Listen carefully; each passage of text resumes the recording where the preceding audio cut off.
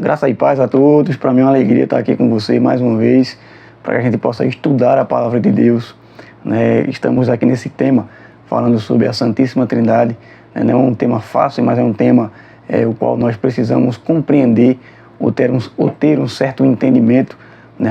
a respeito desse tema, a respeito dessa doutrina, que é uma das doutrinas essenciais para a fé cristã. Mas antes de começar, eu queria pedir para você que ainda não se inscreveu no canal, se inscreva no canal, deixe o seu like, né? Deixe o seu joinha. E no final do vídeo, no meio do vídeo, em algum momento, comenta alguma coisa aí. Se você gostou, deixa o joia. Se não gostou, deixa o de joia, né? Deixa o seu... alguma coisa, se manifeste de alguma maneira, né, nesse canal, para que o YouTube possa entender que esse vídeo é relevante. Amém? Então vamos lá. Eu queria, antes de começar, né, mais uma vez, eu queria orar com você, para que a gente possa dar início a essa aula. Feche seus olhos.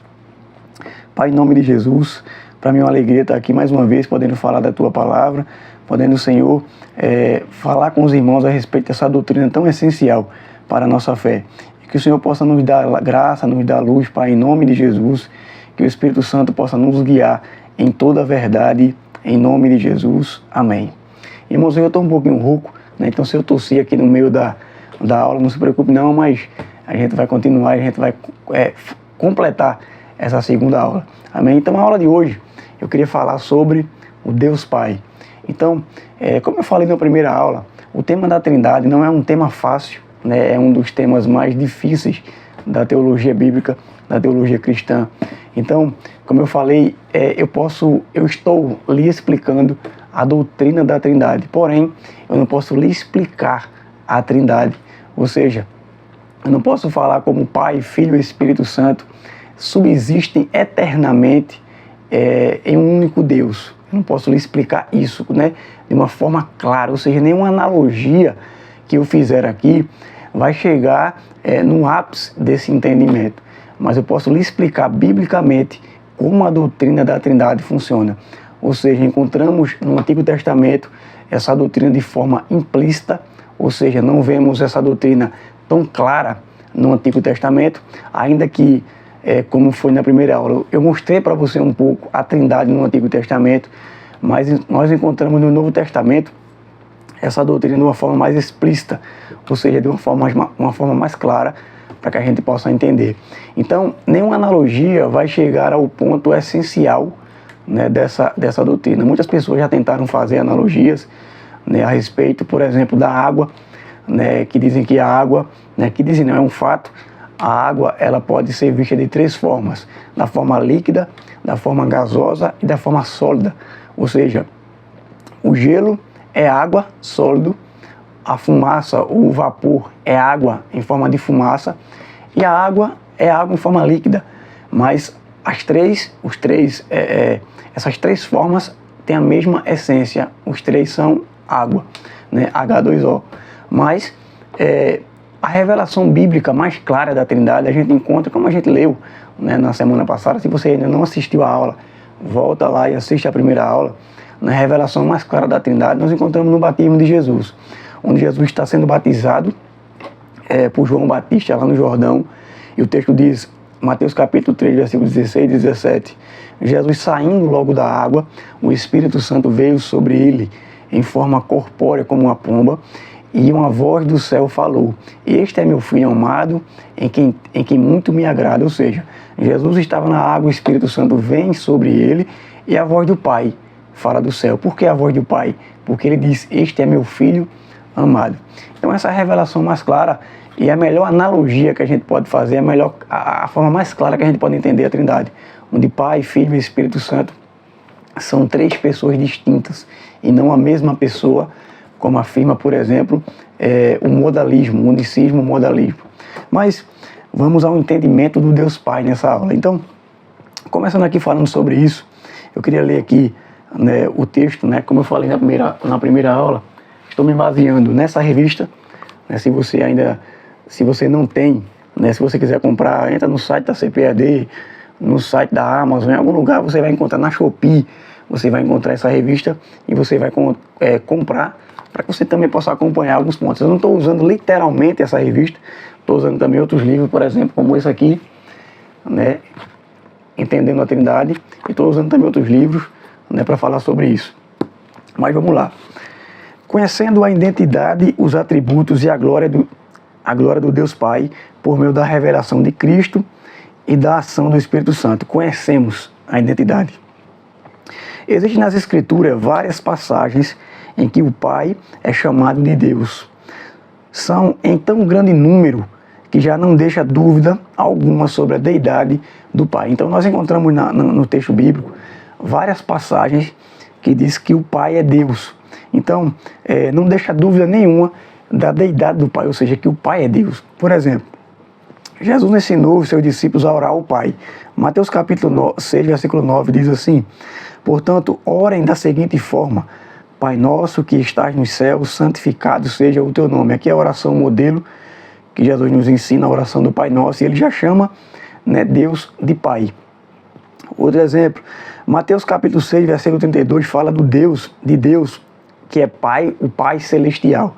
Jesus fala, né, ele vem falando no contexto sobre roupa, vestimenta, sobre nossas necessidades básicas. Ele diz que o Pai sabe que nós necessitamos disso, e ele continua dizendo o seguinte, versículo 32, essas coisas ocupam o pensamento dos pagãos, mas seu Pai Celestial já sabe o que vocês precisam. Ou seja, nós temos um Pai Celestial e esse Pai é Deus que sabe das nossas necessidades. O autor aos Hebreus chama o Pai de Pai dos Espíritos. Hebreus capítulo 12, versículo 9 diz assim: uma vez que respeitávamos nossos pais terrenos que nos disciplinavam, não devemos nos submeter ainda mais à disciplina do Pai de nosso espírito, assim obter vida. Então o autor aos Hebreus chama o Pai de Pai dos Espíritos. Deixa eu mudar aqui a minha tradução, botar na NVI, para ficar melhor para a gente entender. Então, em várias passagens do Novo Testamento, o Pai é chamado de Deus. Então não fica nenhuma dúvida de que o Pai é Deus. Então a doutrina da Trindade, basicamente, só para reforçar mais uma vez, diz que o Pai é Deus, o Filho é Deus e o Espírito Santo é Deus. Nós não estamos falando de três deuses, né, como eu expliquei. Não é um triteísmo do que estamos... nós estamos falando de um triteísmo. Estamos falando de um único Deus, que é Pai, Filho e Espírito Santo. Foi assim a forma que Deus se revelou a nós pelas Escrituras. Então, continuando aqui, o único Deus verdadeiro. O Pentateuco declara no Shema Israel, que nós estudamos também, que diz o seguinte, Deuteronômio 6,4: ouve Israel, o Senhor nosso Deus é o único Senhor. Deus no Antigo Testamento é um só Deus, que se revela pelos seus nomes, pelos seus atributos e pelos seus atos. Já a gente vai falar um pouquinho desses atributos de Deus. Stanley Orton fala isso na sua Teologia Pentecostal, página 159. O Novo Testamento apresenta o Pai como Deus, identificando 6 vezes com o título Deus Pai. A gente acha esse título, Deus Pai, por exemplo, em João capítulo 6, versículo 27, que diz assim: não trabalhem pela comida que se estraga, mas pela comida que permanece para a vida eterna, a qual o Filho do Homem lhe dará. Deus, o Pai, nele colocou o seu selo de aprovação. Então a gente já vê aqui o primeiro texto em que a Bíblia chama Deus de Pai, o Deus Pai. 1 Coríntios capítulo 15, versículo 24, diz assim: então virá o fim, quando ele entregar o reino a Deus, o Pai, depois de ter destruído todo o inimigo, todo o domínio, autoridade e poder. Aqui está falando da eternidade, do tempo do reino milenar, né, que o Filho entregará ao Pai, né, de volta ao reino.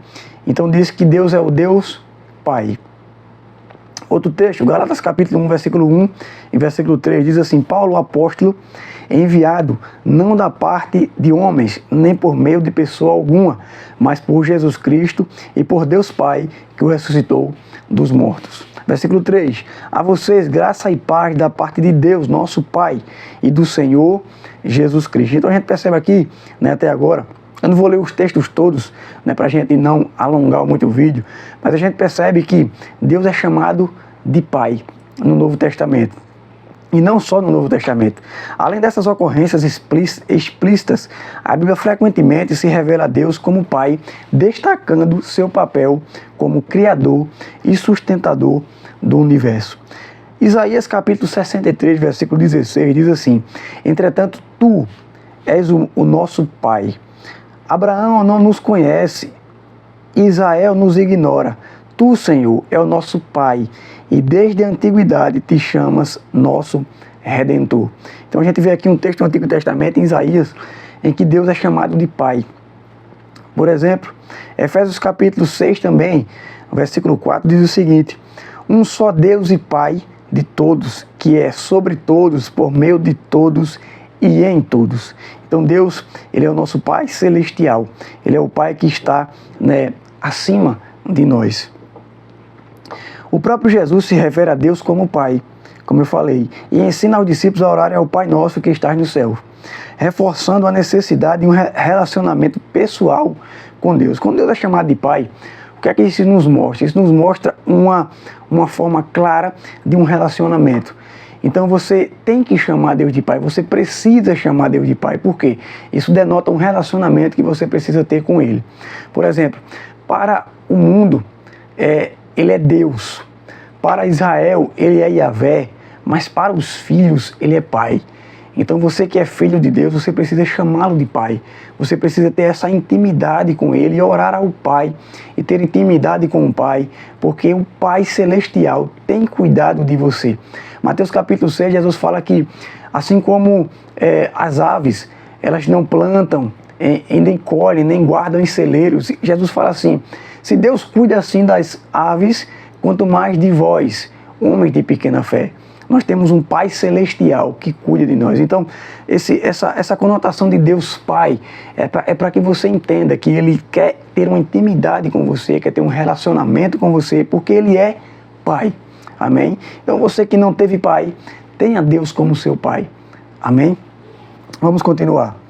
Como uma pessoa distinta na triunidade ou na trindade, Deus Pai é definido como Deus em inúmeras passagens. Por exemplo, Salmo 72, versículo 18, diz assim: bendito seja o Senhor Deus, o Deus de Israel, o único que realiza feitos maravilhosos. Então Deus, Ele é esse ser distinto, o Deus Pai, esse ser distinto da trindade.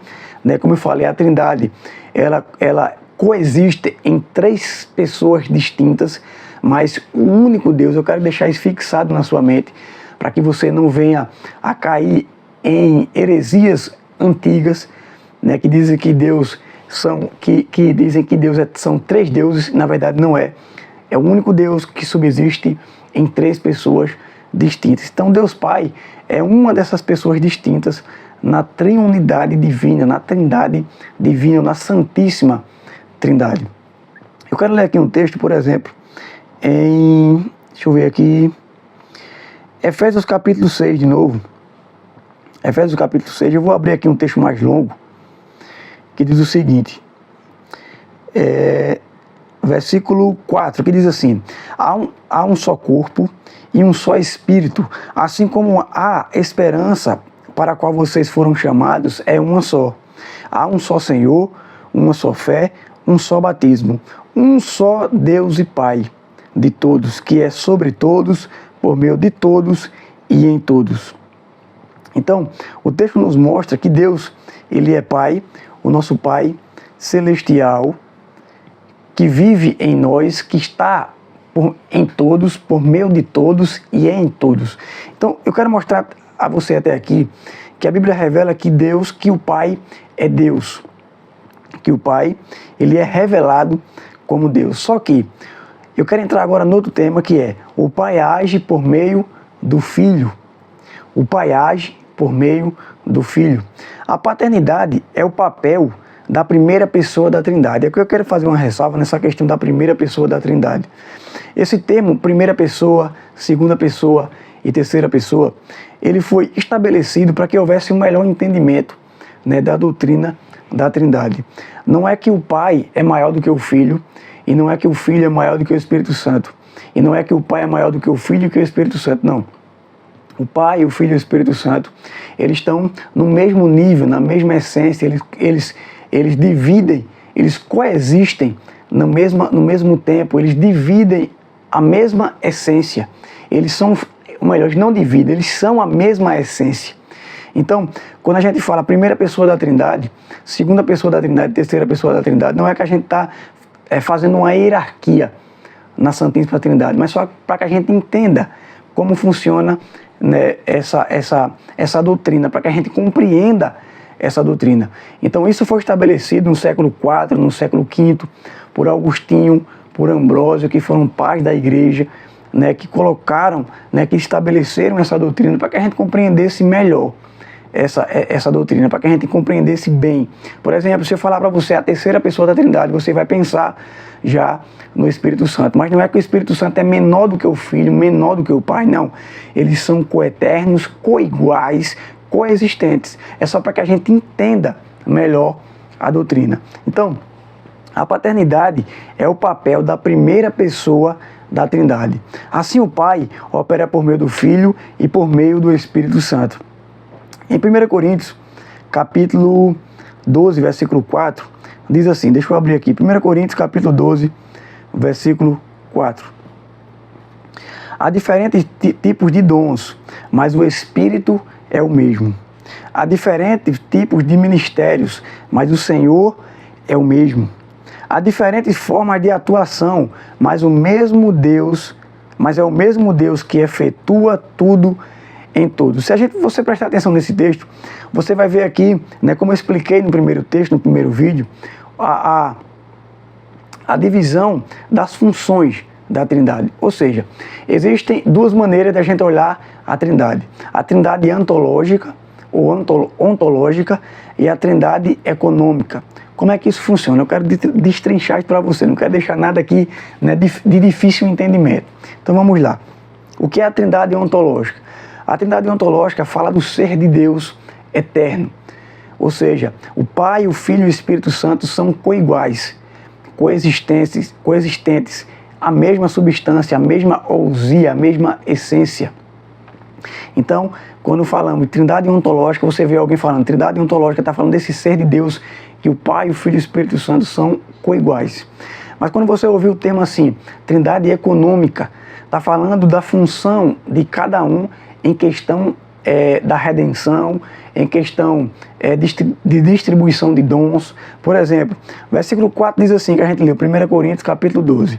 Há diferentes tipos de dons, mas o Espírito é o mesmo. Ou seja, quem é que dá os dons espirituais? O Espírito Santo. 1 Coríntios capítulo 12, 1 Coríntios capítulo 14, fala sobre isso. Versículo 5. Há diferentes tipos de ministérios, mas o Senhor é o mesmo. Esse Senhor que o versículo está falando aqui faz uma referência a Jesus. Então, Efésios capítulo 4, versículo 11.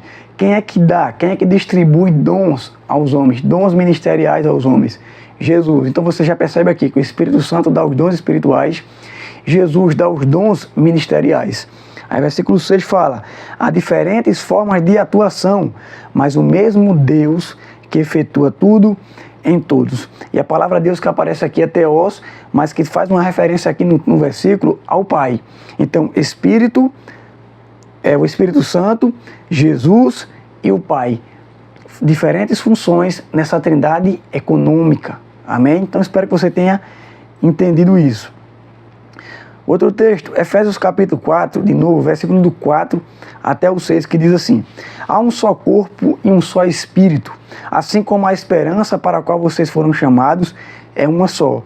Há um só Senhor, uma só fé, um só batismo, um só Deus e Pai de todos, que é sobre todos, por meio de todos e em todos.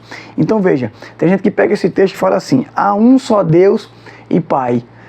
Quem defende, né, quem pega esse versículo para jogar na cara, posso dizer assim, dos trinitarianos, quem crê na Trindade, são as testemunhas de Jeová, ou seja, que creem no unitarismo. O que quer dizer o unitarismo? São aqueles que acreditam que Deus é um só, né, que só o Pai é Deus, mas que Jesus é um Deus menor e o Espírito Santo é uma força ativa. Mas não é uma pessoa, é somente uma força ativa. Então eles pegam esse texto, versículo 6, e falam, há um só Deus e Pai. Certo, mas se a gente pegar esse texto e ler ele completo, a gente vai ler, por exemplo, no versículo 5, há um só Senhor. E está falando aqui de Jesus. Então quer dizer que se só há um só Deus e Pai, e versículo 5 diz que só há um Senhor, então quer dizer que o senhorio não é também de Deus, somente de Jesus. Quer dizer que só Jesus é Senhor e o Pai não é Senhor. Você está me entendendo? Então, não tem como não juntarmos isso se não for na doutrina da Trindade, em que o Pai é Deus e é Senhor, em que Jesus é Deus e é Senhor, e que o Espírito Santo é Deus e é Senhor. Ou seja, os três são um só, um único Deus. Amém? Eu sei que é difícil a doutrina, né? Eu sei que é difícil de compreender, né? Mas essa é a forma que a Bíblia nos apresenta. Por exemplo, Jesus fala aqui em João capítulo 17, versículo 3, se você quiser abrir na sua Bíblia, diz o seguinte: Jesus está orando, né, fazendo a sua oração pelos discípulos, e também ora por nós aqui no texto, e ele fala no versículo 3, e esta é a vida eterna, que te conheçam, o único Deus verdadeiro, e a Jesus Cristo a quem enviaste. Então Jesus fala aqui que o Pai, que Deus, é o único Deus verdadeiro. Então a gente pode dizer assim, então quer dizer que Jesus não é Deus verdadeiro, que o Espírito Santo não é Deus verdadeiro? Não. Não é isso que a gente tem que entender. Por quê? Se a gente for para 1 João capítulo 5, versículo 20, eu estou aqui falando bem devagar para que você entenda, né, para que você possa compreender isso de uma forma clara. 1 João capítulo 5, versículo 20, João diz assim: sabemos também que o Filho de Deus veio a nós e nos deu entendimento, para que conheçamos aquele que é o verdadeiro. E nós estamos naquele que é verdadeiro, em seu Filho, Jesus Cristo. Este é o verdadeiro Deus e a vida eterna. Então você pergunta assim, peraí, Jesus falou lá em João que o Pai, que Deus, é o único Deus verdadeiro. E aqui João está dizendo que Jesus é o verdadeiro Deus e a vida eterna. E agora, quem é o verdadeiro Deus? O Pai ou o Filho? Então, existe aqui uma aparente contradição. Então, como é que a gente resolve essa aparente contradição? Ou a gente diz que somente o Pai é o Deus verdadeiro e Jesus não é o Deus verdadeiro, João mentiu, ou a gente junta esses textos. Ou seja, como é que a gente pode juntar esses textos? Da seguinte forma: na doutrina da Trindade, em que o Pai é verdadeiro Deus, que o Filho é verdadeiro Deus e que o Espírito Santo também é verdadeiro Deus. Senão a gente vai entrar em falsos ensinos. A gente vai dizer que a Bíblia está se contradizendo, mas na verdade isso é uma aparente contradição. Por quê? Porque assim como o Pai é Deus verdadeiro, o Filho também é Deus verdadeiro e o Espírito Santo também é Deus verdadeiro. Amém? Espero que você esteja entendendo isso. Vamos continuar aqui. Então o Filho age, então o Pai age através do Filho. Então, além dessas ocorrências, deixa eu voltar que é isso mesmo. Então o Pai age através do Filho.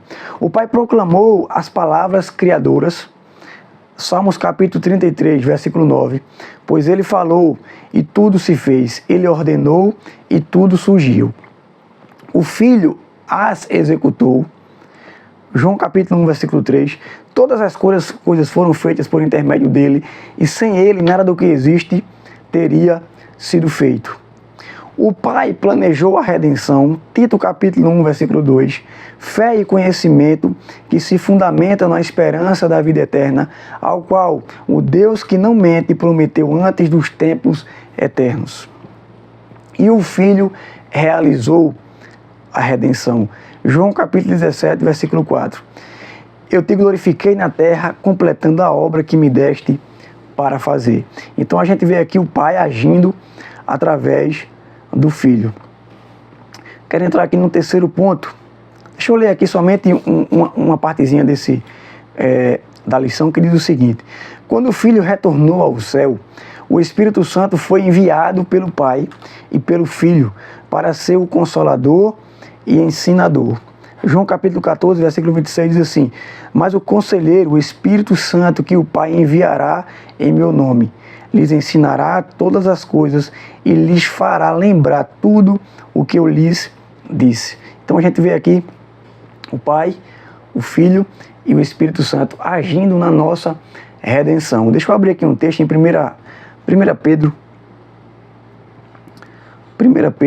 João capítulo 1, versículo 2.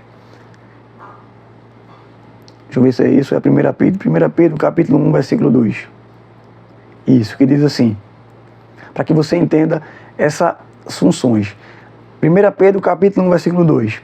Escolhidos de acordo com o pré-conhecimento de Deus Pai, pela obra santificadora do Espírito, para a obediência a Jesus Cristo e a aspersão do seu sangue, graças e paz lhes sejam multiplicadas. Então, o Pai elegeu, o Espírito Santo santifica e Jesus nos comprou com o seu sangue. Então a gente vê aqui, né, na redenção, o Pai agindo por meio do Filho e por meio do Espírito Santo.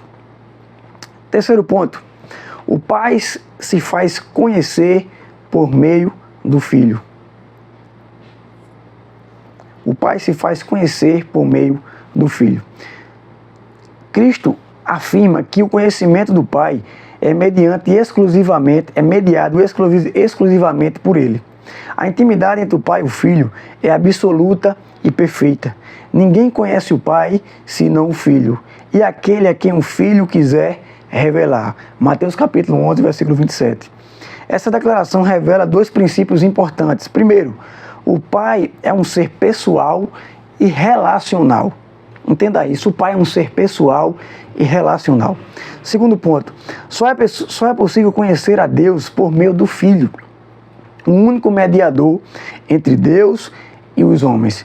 1 Timóteo capítulo 2, versículo 25 diz assim, pois há um só Deus e um só mediador entre Deus e os homens, o homem Cristo Jesus.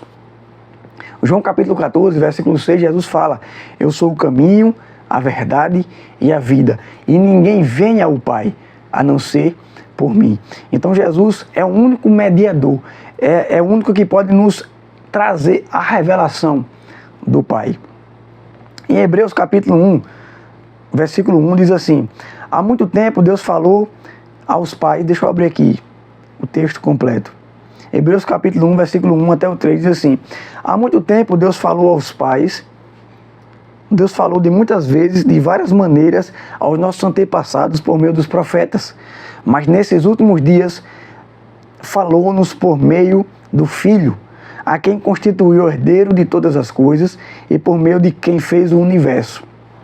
O Filho é o resplendor da glória de Deus e a expressão exata do seu ser, sustentando todas as coisas por sua palavra poderosa. Depois de ter realizado a purificação dos pecados, ele se assentou à direita da majestade nas alturas, tornando-se superior aos anjos, quanto ao nome que herdou, é superior ao deles. Então a gente vê aqui que Jesus, ele é o resplendor da glória do Pai, ou seja, é por meio de Cristo que nós viemos a conhecer o Pai. Então, se você quiser conhecer o Pai, faça o seguinte, leia os Evangelhos, leia Mateus, leia Marcos, leia João, leia Lucas, que você vai conhecer quem é o Pai através do Filho. Jesus revela o Pai para nós. Conhecemos o Filho, o Pai, através do Filho. Então, eu queria ler aqui um textozinho, né, de Atanásio, que foi um dos pais da igreja, né, no século V, que diz o seguinte, nenhuma das três pessoas é antes ou depois da outra. Nenhuma é maior ou menor do que a outra. Mas as três pessoas são coeternas e coiguais. Então, o Pai, o Filho e o Espírito Santo são coeternos e são coiguais. Vamos lá. Deixa eu avançar aqui no tema. Eu quero falar agora sobre os atributos incomunicáveis de Deus. O que são os atributos incomunicáveis de Deus? São qualidades exclusivas da divindade. Elas pertencem apenas ao Deus Pai, bem como ao Filho e ao Espírito. E não podem ser compartilhadas pelo ser humano. Os principais atributos são a autoexistência. Deus existe por si mesmo, não depende de nada para existir. Então isso é um atributo divino e incomunicável. Deus não comunica esse atributo com nenhuma pessoa terrena. Ou seja, esse atributo é exclusivo do Pai, do Filho e do Espírito Santo, a autoexistência. Eu quero ler aqui um texto em Êxodo capítulo 3, versículo 14, que diz assim: disse Deus a Moisés: eu sou o que sou. É isto que você dirá aos israelitas. Vixe, quase não sai. Eu sou me enviou a vocês. Uma tradução literal desse texto vai dizer o seguinte: eu serei o que serei. Ou seja, é como se Deus não tivesse limite para ele.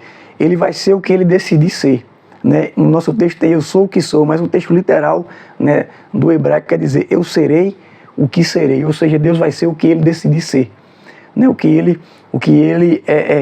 A forma com que ele quiser, né, se manifestar para nós, para nos ajudar, para nos redimir. Então, por exemplo, se você tem sede, ele vai ser a sua água. Se você tem fome, ele vai ser o seu pão.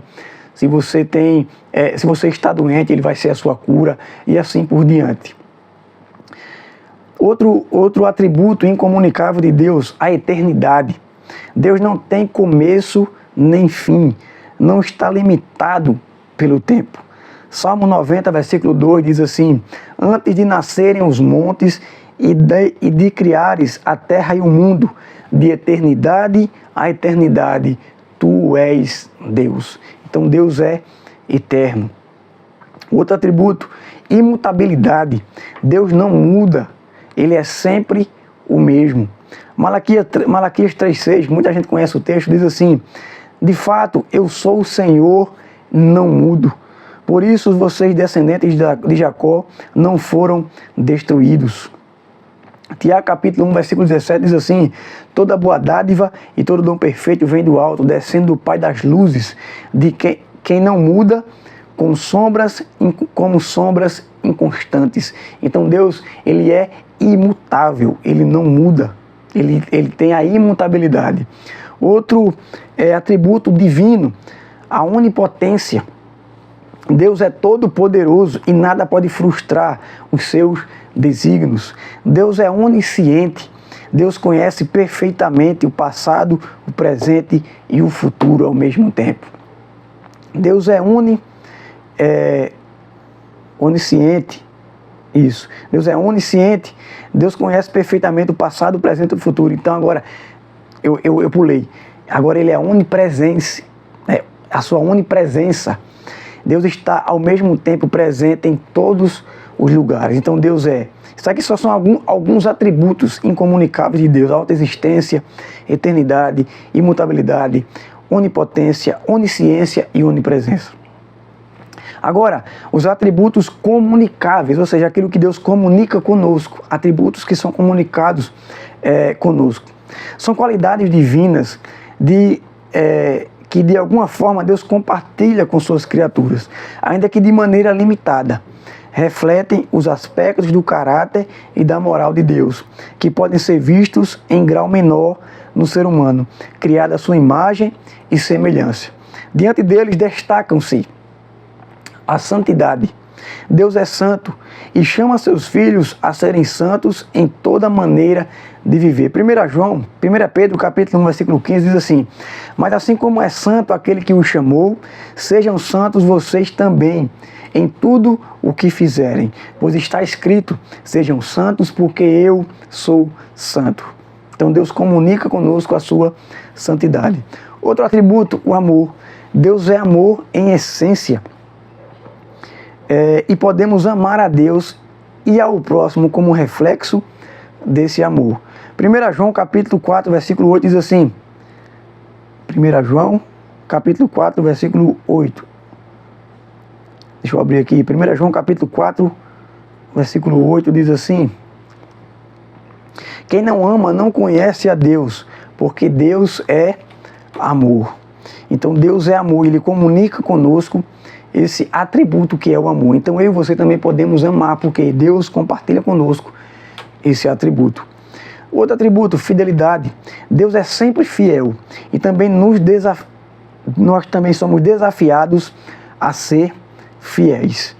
2 Timóteo 2,13 diz assim: se somos infiéis, ele permanece fiel, pois não pode negar-se a si mesmo. Então, ainda que nós neguemos, né, a nossa fidelidade a Deus, Deus todavia não vai deixar de ser fiel, porque Ele é fiel e sempre será fiel, é um atributo divino. Outro atributo, bondade. Deus é bom em todo o tempo e somos exortados a agir com bondade em nossa conduta diária. Então, eu vou parar até aqui, né, com essa aula de hoje, para que não fique muito longa, mas eu espero que você tenha entendido, né, que Deus, o Pai, ele faz parte dessa triunidade, né? O Pai faz parte dessa triunidade divina, que é Pai, Filho e Espírito Santo, e Ele é Pai como Filho, ou melhor, Ele é Deus como Filho e como Espírito Santo. Só recapitulando, não são três deuses, mas é um único Deus que subsiste eternamente em três pessoas divinas. Então, espero que você tenha entendido até aqui, né? Que Deus abençoe sua vida, que você possa compartilhar. Como eu falei, escreva alguma coisa aí, coloque um comentário, coloque uma pergunta, né? Alguma coisa que você quiser perguntar. Fique à vontade, deixa um joinha aí. Amém? Deus abençoe e até a próxima aula.